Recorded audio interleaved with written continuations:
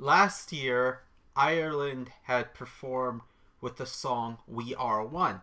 That was also the slogan or tagline or whatever for Sweden's 2013 contest hosted in Malmö. Sweden won in 2023 and hosted in Malmö the following year. What is the next pattern to determining who will win this year? And will I find it? Hello, this is J.E. Realize. Thank you for flying with us today. Oh boy, we're in the second semifinal. There better be some really good songs to make it worth dropping in the middle. But before we do all of that, let's move on to the hosts' tanning session. Yeah, they were all getting a spa treatment and all that sort of stuff. And then they go into these tanning booths and things seem all well and good. They're about to get themselves in, but then... Wait, what? They covered tattoo, except morphed it into, we gotta host the Eurovision Song Contest now. Okay. Admittedly, I've seen more eventful openings of Eurovision's second semifinals in history. Remember Italy's attempt in 2022? That was absolute laughing at itself bonkers. But yeah, I still don't know the other lady's name. Alberman or something? It sounds a lot like Martin Österdahl, except not. I really honestly don't know.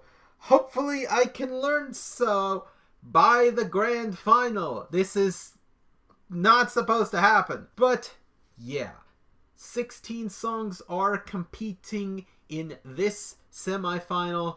And, you know, while I could wish for more, I could also wish that this would be a solid semifinal. And based on... I'm gonna do it. I'm going to pull out the CD again based on this and based on the songs that I've listened to that I've yet to see on stage. I should presume it's going to be packed. Worryingly so. First song up is from Malta. It's from Sara Bonici and it's called Loop. And what a dance number. Honestly, I ironically didn't expect Malta to send in a number like this Latin dance bop, or rather Latin inspired dance bop. It's not quite fully in. I mean, there's really no Spanish to be found. But then again, when you think about it, why hasn't Malta sent this in earlier? But the reason they hadn't sent this kind of song until now is because they've been taking notes off of Fuego and Slow-Mo. Yeah, it's very reminiscent of those two songs. Really well done, but there really is no shred of originality in this song, in this performance in general. Also, the way that starts the semifinal, it also kind of gives you replay vibes, which itself was copying Fuego. Hello, post-production J.E. Realized here. Also, Loop copied replay in the title using a different term for playing back music that you already just played. You call that 4D chess? And I'm going to warn you, there's going to be a lot of dance songs across a wide spectrum in this semifinal alone. Like, the first half is just packed to the brim. It'll make you want to tap out. Like, if you can get through here, you are a champ. But yeah, on to song 2.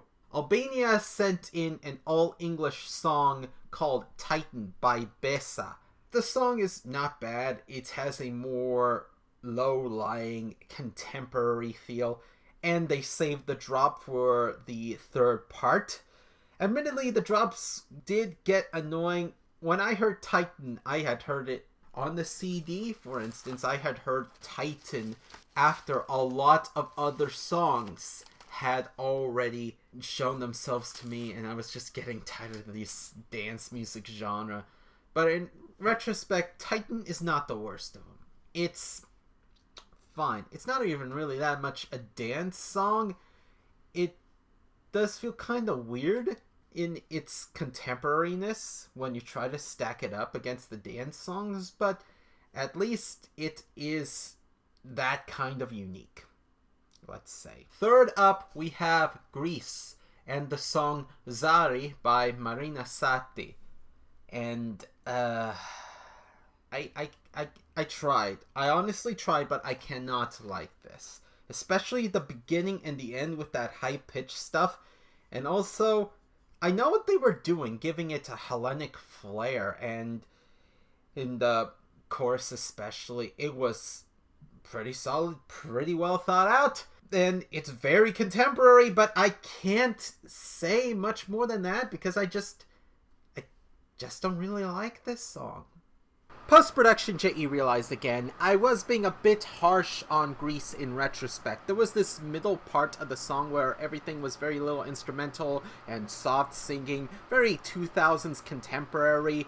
It does bump it up a little bit in retrospect, but I don't think it would reach top 10 on my list. More like 12th place, but yeah, there we go. I'm gonna stop myself before I end up disappointing everyone and advance to Switzerland. Another manic entry by Nemo called The Code. And is it just me or does Nemo come off as a psychopath? Just the way everything is presented, the energy, and admittedly, I'm rather sold. And yes, I know psychopathy isn't a real medical term, but neither is RSD. But either way, a sort of antisocial. Like that outfit, for instance, and just the mannerisms. I can't really say much else about the character without really going into the song. That energy, like the way it starts off, already clues you in to a song that's not like the others. Like, yeah, it's pop and all that sort of stuff, but the beginning, this whole bubbly thing that's going on makes you go, what is going on? And then it hits you with the stings, man. Oh, goodness sake. Then you go into the chorus, which, you know, is pretty tame for this version of the chorus. Then you break out into a rap section and do basically the first stanza, but with the rap section in there, and then the stings punctuated at each end by the rap. I got to say, already I am a special kind of sold. And then you finally get into the climax of the song, and what a way to tie everything in. That stage is very peculiar, but if it's just walking around, running around, surfing around this weird, I don't know what to call it, a satellite dish? Not really a satellite dish, but you get what I mean. It's adjustable and that sort of stuff. It is just so batty. The person is so manic, it's so full of energy, and does not give. And to give an outright memorable performance, and not only that, do it with a slick beat that allows you to listen to it on the radio as well. Like, it's very full package. It's surprisingly full package for what you expect. And wow, I can't really say much more. Like, I never really thought Switzerland would be this bold. It seemed they were playing it safe after tout l'univers, but then they realized, oh wait, we don't have the juries. We need to do something about that. And do something about that they did. And good on them. That was the third song I listened to on my random CD play. And now that I listened to it in the second semifinal, my appreciation has not dropped. It has only increased. So good job, Nemo, and goodness sake, there must be something wrong with me to really like that song. It shouldn't be this captivating. But seriously, we need to stop thinking that we're in a simulation. It's bad for our mental health. Next up, we have Czechia with Aiko and the song Pedestal. Okay. First thing that ticks me off about this is that the UK did not send this song. It feels very Britpop. It also has the feeling of a kind of a spy thriller in a sense. Like, less James Bond though and more Mission Impossible. Or even Kim Possible? I don't know, if you do a reboot, that would be definitely not the worst idea that you would have had with redoing Kim Possible. Let me tell you that, as someone who watched the 2019 movie. I mean, I like this. It's got edge, it's got toot, it's got a British accent, it's very modern, very slick, very catchy. My sister loves this song. You have not done wrong with this one. No siree. I think Czechia has a really good chance to stand out. Would it break their current record of best placement in Eurovision? It's kind of tough to call. There are a lot of good entries here. In fact, Czechia is one of 6 entries that I found really hard to rank in my top 6 of my rankings list that you will see later on in the series. The first one up being Switzerland. So we're going through and we found 2. What will the other 4 be? We'll have to see. Next up, we get an automatic qualifier performing. That is France, but we're going to skip that, as is tradition, unless the Big 5 end up competing in the semifinals one day. You never know. I'm kind of more open to the idea. But now we move on to Austria, and that is Colleen with We Will Rave.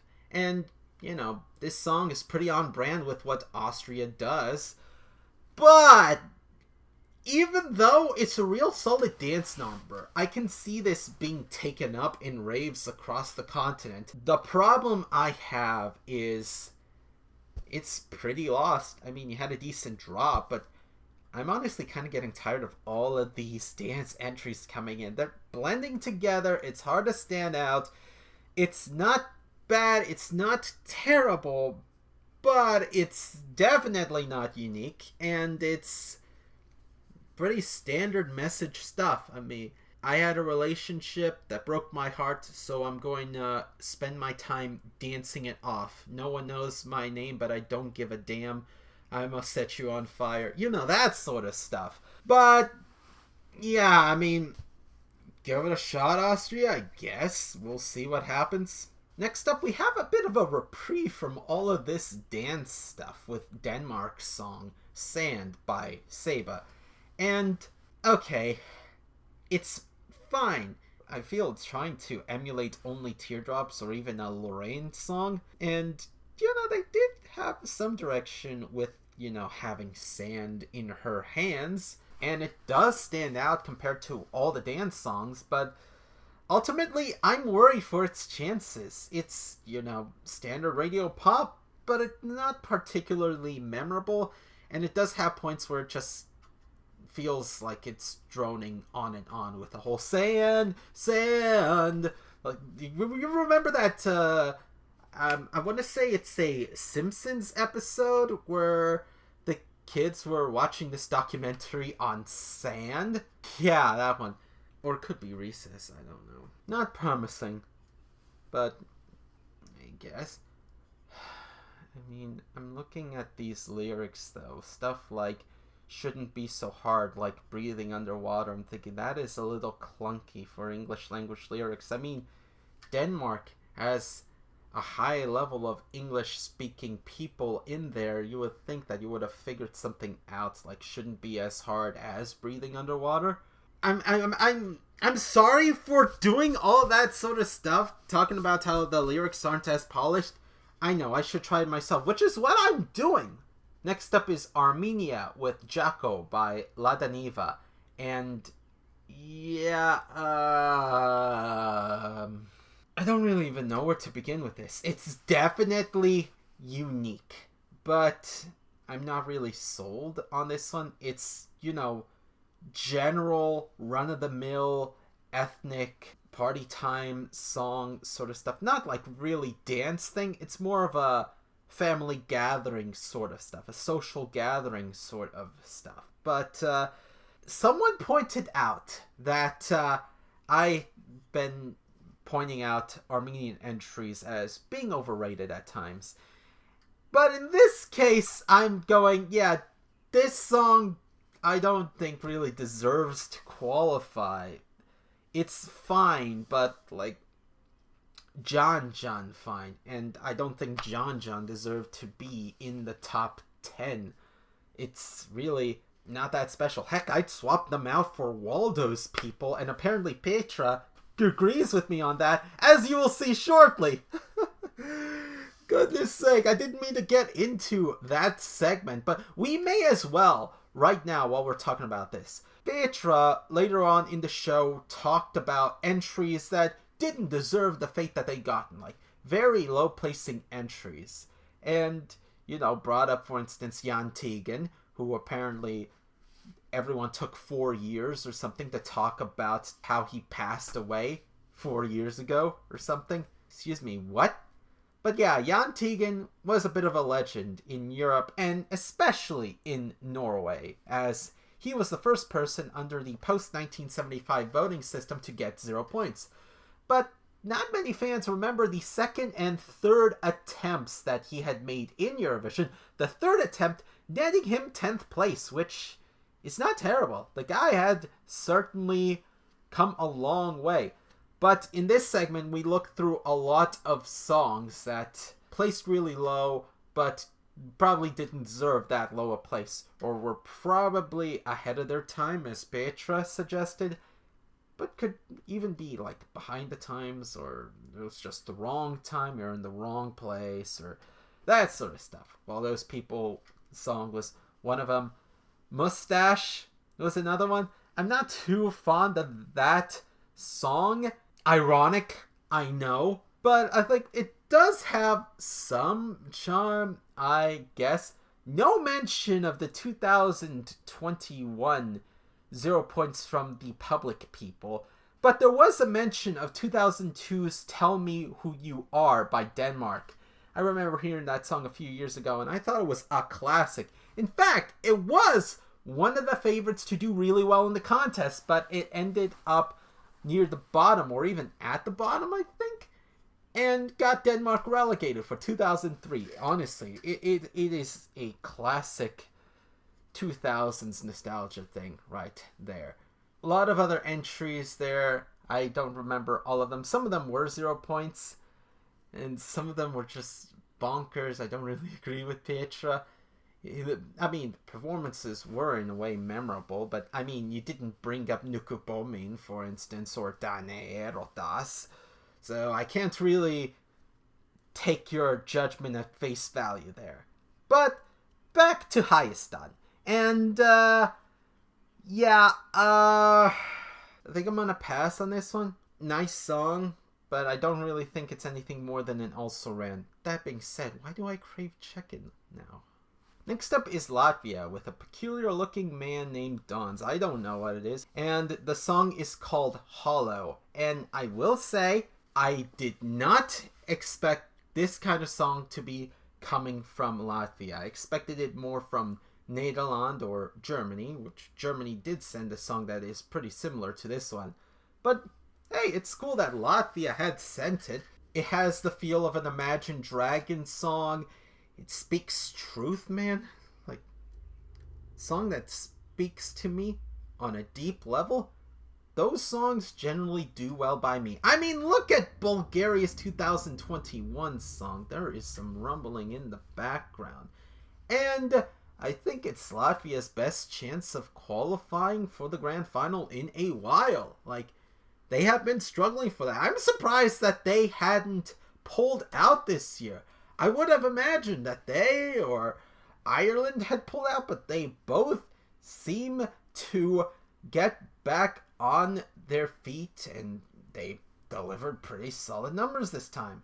good. And yeah, that's about it I have to say for Latvia. It's also in my top 6 for the semifinal. And then after that, we get a performance from automatic qualifier Spain. And it's...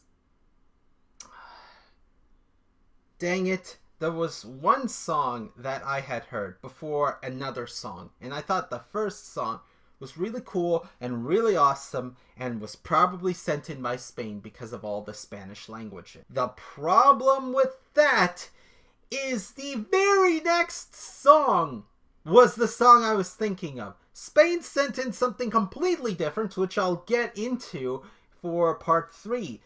But San Marino sent in Megara with the song Once con Once.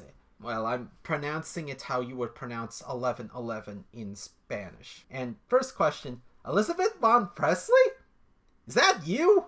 Like, that doesn't quite look like Elizabeth Von Presley, but the colors are pretty on point. I'll give you that. Kind of she's out, but I'll take it. Like, imagine this is Elizabeth Von Presley's Can't Be Tamed moment. And, as for the song, I guess, welcome to 2005, ladies and gentlemen. And, multi-gender, agender, gender fluid. Have to cover my bases. Third genders, how did I forget that? I could go on. Wait, what's this shirt? My goodness sake. If Spain had sent in this song, they could win Eurovision. They could have. All that mid-2000s rebelde stuff. Heck, they could have placed this in 2005 instead of Brujeria and do really well. You had a lot of rock songs that were competing that year, most notably stuff like In My Dreams and Nobody Hurt No One and Cool Vibes. Cool Vibes is a legend, okay? Someone needs to make a Witch AMV, WITCH, as in, yes, I have this, with Cool Vibes as the background music. But yeah, I would probably do really well in 2005, if not win, because the market's kind of crowded, and it would probably do really well, if not win, in this year. It's a really solid, as I mentioned, like, very angsty song, like, very youthful, fighting against the world. If I had to compare it with the Eurovision song, what if La Mia Città was good?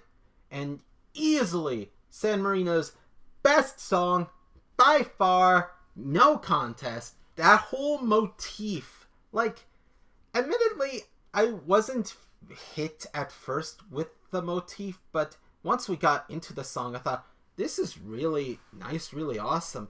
It got to the point. Like, the song was really awesome on the CD. The performance took me a while to warm up to it, but it was within the same first viewing. It got me to the point where I kind of broke down a little bit at the end.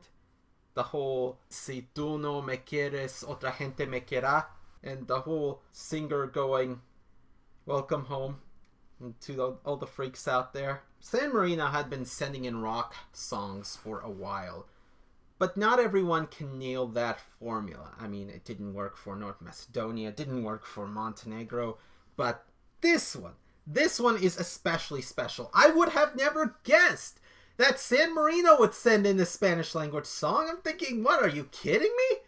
Like, this song had to have won Benidorm. But no, this could easily be San Marino's best placement in Eurovision. And it's not even going to be close. This is going to be as legendary as Andorra's Salve Me Mon, but with a good ending.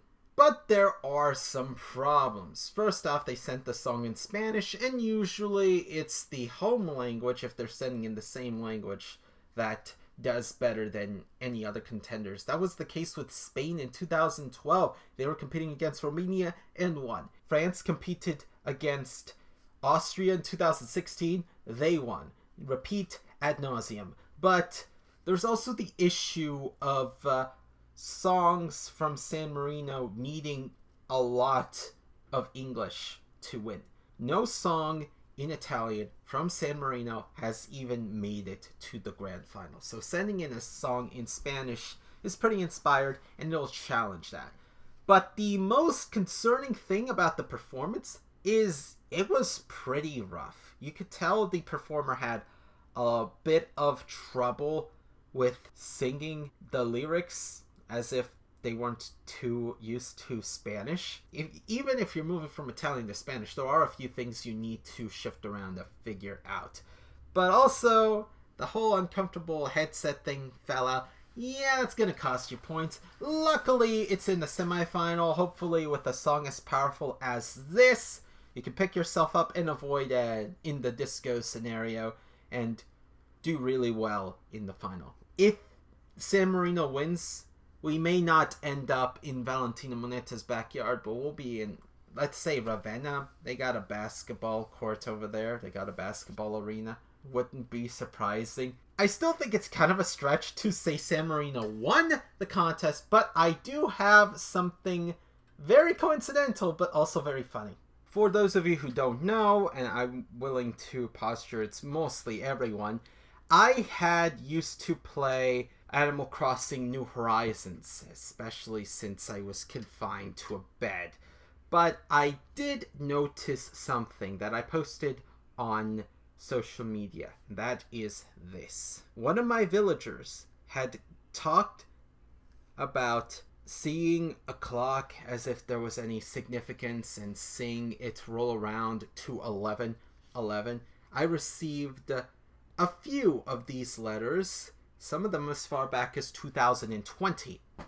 And yeah, it would be very ironic if one of my villagers from Animal Crossing had predicted the success of a song that I had no idea existed for 4 years. But yeah, I'm hyped for this one. I'm really hyped. If San Marino can just clean up the edges a little bit, this will undoubtedly be, if not my favorite, in the top 3. It's already in the top 3 to an extent, but it just needs to confirm it, like a Roman noble. And that is why it's the 4th on my list of top 6 entrants in my ranking that I have so much time and trouble sorting out. But now on to Georgia, who sent Nutsa Buzaladze with the song Firefighter. Here we go again.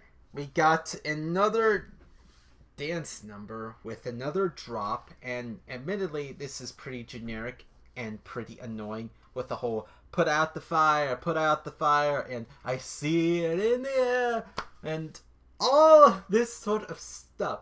Certainly among the more annoying dance number entries. I can't really forgive it, and I can't really see much success. Ironically, Georgia had been putting forth all of these really off-kilter songs, except now that they put in a more mainstream song, it just misses the mark because it's just so generic and not even that great to listen to. But yeah, let's move on to Belgium. The 5th of my top 6. This is by Musti, and the song is called Before the Party's Over. And, you know, it doesn't seem like much when it starts off. It's a pretty solid R&B number, that sort of thing. Real nice, real smooth. But then it really crescendos in the 3rd part. Really blossoms and it explodes into a ocean of emotion. I guess we'll just use that line again. Just really captivating to me, this song. And I originally wasn't too captured by the attention, but this thing's got soul. And soul on fire. So, yeah, good Belgium. Honestly, I think this is pretty close to winning it all. We'll have to see. It's a pretty good contender in my eyes. Yeah, semifinal 2 has got a lot of good contenders for the throne. It's certainly a change from last year. Yeah, and now after that we got Estonia with, I still don't know the purpose of this song. Like, I have been trying to figure out, what is this song? I still have no words. With that being said, I'll move on before I, draw up a blank and spend several seconds in silence at your inconvenience. And next we have automatic qualifier Italy performing, and then after that we have wait, how's Israel in the contest? Okay, well, yeah, I'm not gonna go into in depth about Israel because one, that's a situation that's still developing, two, I don't really know that much to begin with, and three, I live in a free country, a country where college students all across the states are being arrested for protesting. But yeah, as for the song itself, it's what you would expect from a country that had called their shot last year and now are basically going, hold on, with a very peace-like song. It's pretty simple, it's got far less frills than the other song, it's kind of sincere in a sense, if you just look at the song. And that's what I will endeavor to do. Sounds pretty centrist, and it pains me to say that word because, reasons. But, there we go. Now we can move on. Next up is Norway with, Gut. I don't know how it's pronounced. There's so many different special characters and all this sort of stuff. Anyway, Ulveham from Norway. And, okay, first off, before I get into the song, I need to tell you a little thing about myself. I decided from 2022 onward to predict without knowing anything about the coming contest who the winner was going to be. I don't know anything about the performers. I didn't even know who was in the contest. And I would usually do this all the way in the early segments of Eurovision season. Usually just weeks or even like 1 or 2 months after the last contest. And for 2022, I said Poland. And that probably would have been the case had they not gone with solo. Okay. So for 2023, I predicted Norway, and it seemed they were getting close. They had their 20-ish place in 2021, 10th place in 22, 5th place in 23. It just seemed that, they're about due given their track record, and, they might shock the world with a really solid Norwegian feeling song. And a really solid Norwegian feeling song we did get, ladies and gentlemen. It's kind of shocking. In fact, first of all, because I thought that maybe Finland would be the one sending this kind of song, but no, I guess I still have some training to figure out the difference between Finnish and Norwegian. But yeah, I mean, Finland sent in a song in Swedish, though that's because of the Swedish cultural minority in Finland. Finna Swede, that's a thing. But it's a real kickin' song. The beats is just strong, real strong rock beats, real strong air of mysticism from this song. I can admire it. Also, it shares some blood with Horehronie, which does concern me. Admittedly, I haven't really warmed up to Horehronie as much as some other Eurovision fans. I thought Don't Close Your Eyes was Slovakia's best song of the 2000s. Well, of the 21st century. They still haven't come back. Like Horehronie, I thought it's a little long in the tooth and pretty annoying at times. But this song, even though there are a few rough spots, is pretty solid and evocative. Yeah, really well done, Norway. And that is my 6th of my top 6. Wouldn't you know? My goodness, I'm going to have some trouble picking through this list. Next up, to wrap up the entire show, we got Nederland with Joost Klein and the song Europapa. And, okay, this song, immediately weird. The way everything was structured, but I warmed up to it. I thought it was really charming. Kind of like No Rules. Except, ironically, this has more Windows 95 in it than Windows 95, man. And, Europapa is also anachronistic because the blue screen is post-Windows 8. It's not correlated with Windows 95. All these graphics you might as well expect some scenes from the legendary television show Reboot to be on that stage as well. But yeah, it's just a fun romp with an endearing message at the end.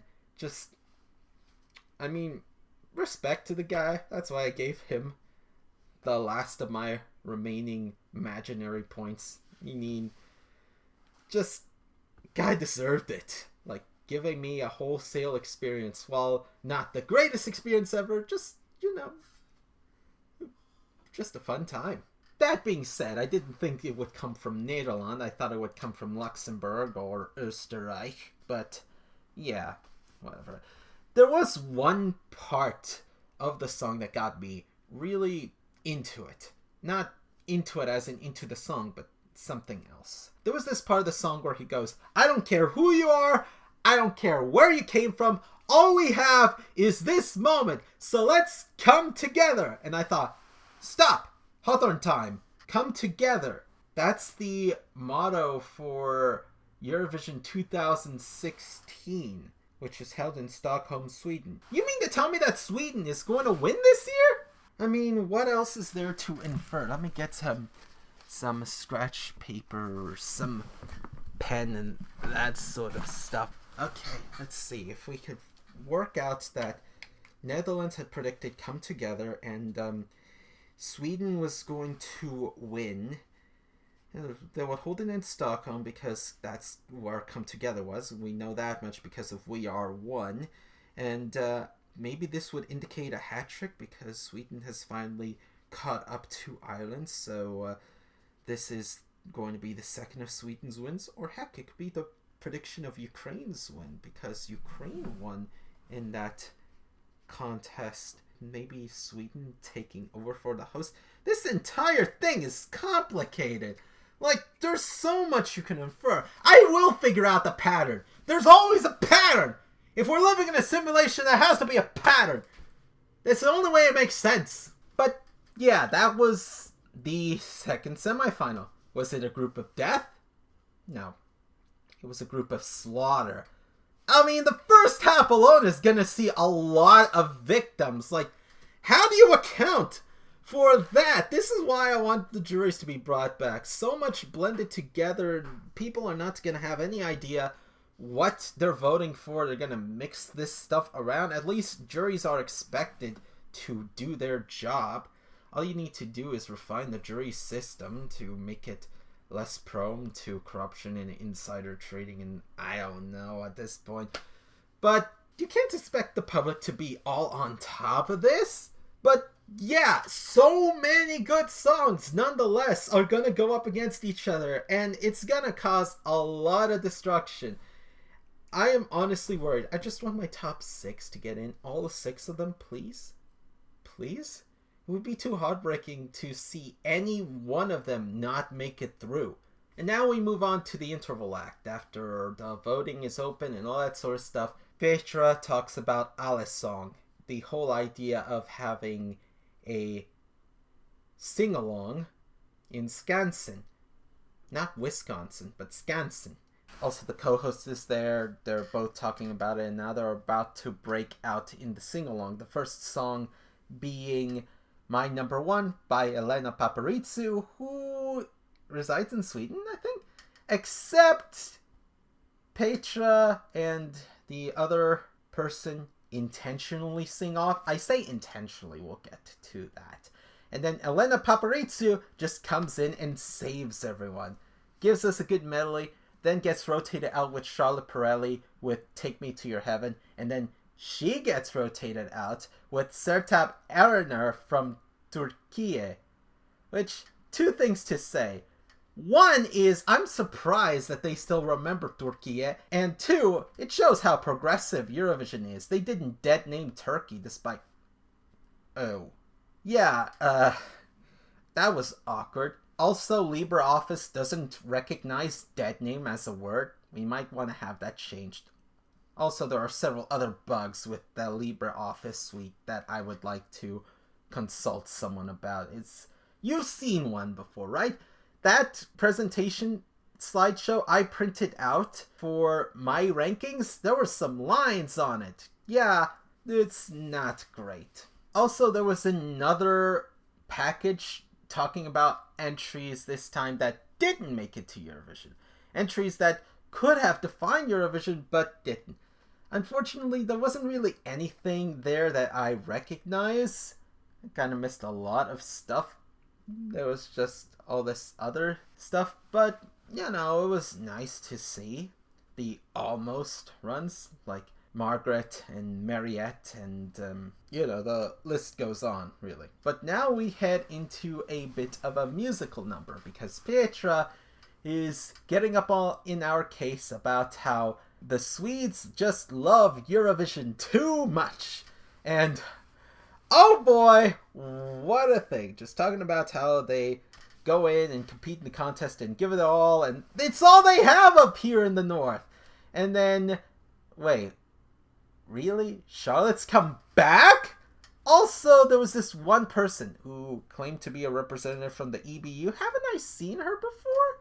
She looks familiar. Yeah, then the judges come in and then they give all the points, and then Petra talks about how Finland really gave him a scare and gave us the preview of what a Finnish interval act would look like, and it featured Moomins.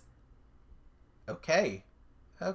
And then Kärjä comes in by popular demand, and sorry for mispronouncing his name last year, and does the whole cha-cha-cha that everyone really loves, but then Petra has to bring us back down to reality and say, but that didn't happen, did it?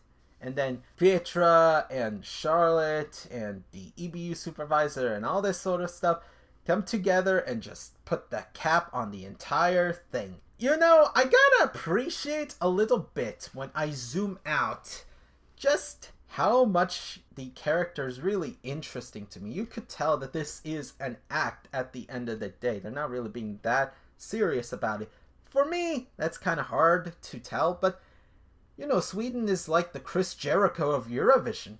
Real iconic, not known for being particularly big or particularly strong, but known for being world-traveled, finesse, and all these sorts of attributes. Like, you know that Sweden will carry Eurovision. But yeah, speaking of carrying Eurovision, I think before we get to the personal ranking, you know what? I'm going to do the personal ranking right now. Here are my rankings, and as you can see, yeah, Greece and Armenia are all the way down at the bottom. It was really not particularly that special. I had to give the edge to Armenia, though. I thought it was a little too harsh to give Armenia the wooden spoon, with Greece having that weird bit at the beginning and the same weird bit at the end. But for the top 6, it's probably going to change with the grand final. But as it is right now, 6th place goes to Norway. Real experience right there. But I do feel the whole chorus singing bit was pretty rough, and also rough by design. That's gonna be a problem. 5th place goes to Latvia. Not a bad fate, but ultimately couldn't really push it up too high. 4th is Czechia. Real good, nice, solid song, but kind of a product of its time. May not hold up as well as I would have thought. 3rd place goes to Switzerland, because ultimately it does share some traits with some of the other dance songs going on. And 2nd, I had to put San Marino below Belgium, because as much as I love San Marino in this contest, I feel it's too soon to declare whether San Marino is among my tops, because I feel they have to finally put some extra work out there to be the best. But I feel they can do it. That's why they're rated so highly in the first place. And then there's Belgium up there for now with a real moving song. But now let's go on to talk about the participation record. And it's not great. There are 37 representatives, the same as last year, which is unprecedented for modern Eurovision. And 2 of those representatives are Luxembourg and Australia. Were it not for them, we'd have only 35. That's not great.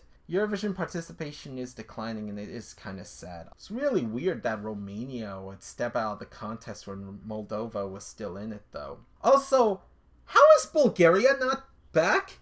Yeah, Bulgaria was doing really well until they sent in a song that was pretty much intentionally bad. And they just decided to not come back because of one mistake? A rather big mistake, but one mistake that they could easily recover from? Oh, goodness sake. Montenegro and North Macedonia haven't come back. Hungary is still off in its corner, playing its own game. Bosnia-Herzegovina is not back. And the others, yeah.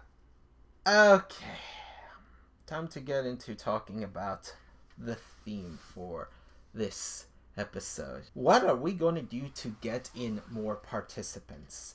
I don't know whether some people are holding off on participating because of Israel, but I don't think kicking them out will lead to that much participation, especially for North Africa and the Middle East. Maybe you might get Jordan and Lebanon, but I feel that the contest has kind of evolved beyond the sensibilities of North Africa in the Middle East. Starting from the 70s, you had a chance, and you had that chance all the way up through the 90s, and maybe even to the 2000s, but I don't know if they would be really interested to compete in Eurovision. I think they would be kind of appalled by this year's contest, which leaves the other possibility that people would come back because maybe they see a chance to enter the final again.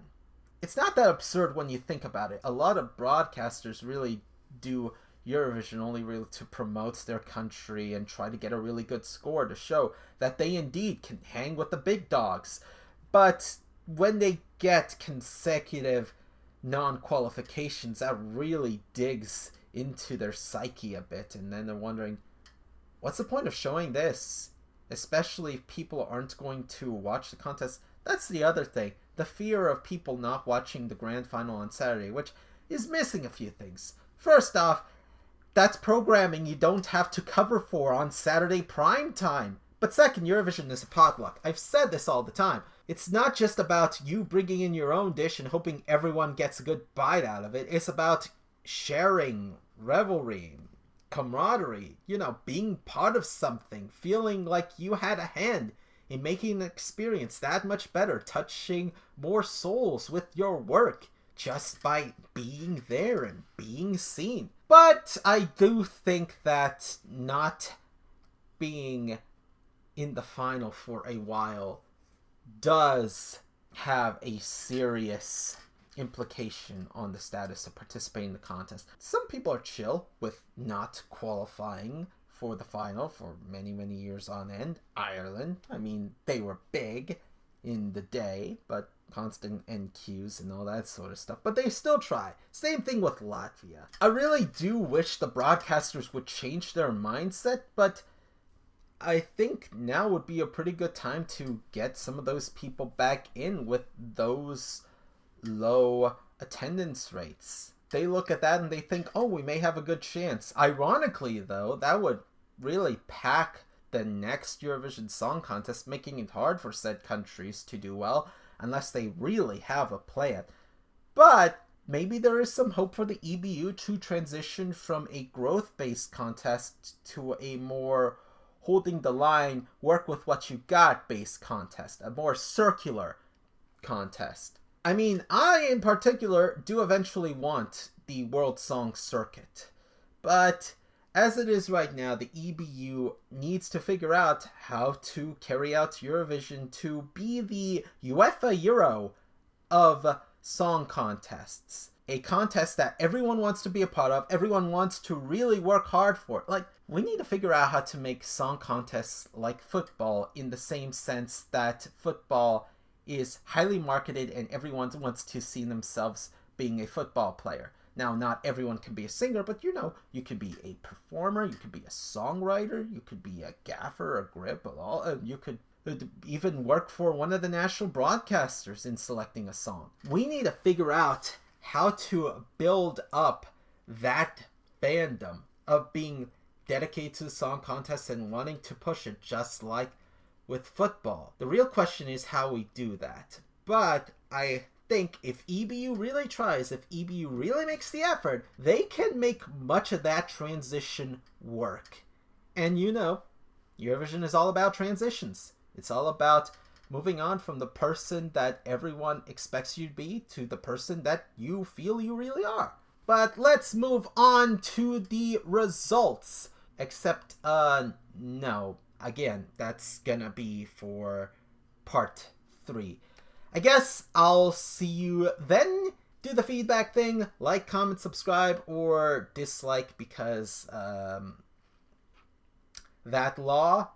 Whatever. This has been J.E. Realize. I'll see you next time. Hasta la sintonía, when we're going to cover the qualifiers for the semifinals and, of course, the automatic qualifiers. We'll see you then.